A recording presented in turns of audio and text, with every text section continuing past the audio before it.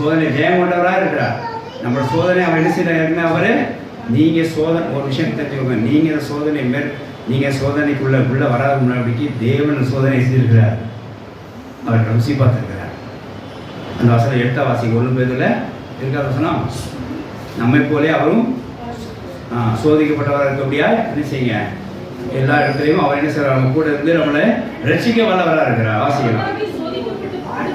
அவராலே சோதிக்கப்பட்டு பாடுபட்டதுனாலே அவர் சோதிக்கப்படுகிறவர்களுக்கு பக்தியோட சோதனையா இருக்கு, சோதிக்கப்படுகிறவர்களுக்கு உதவி செய்வதற்கு ஐக்கியமாகணும்.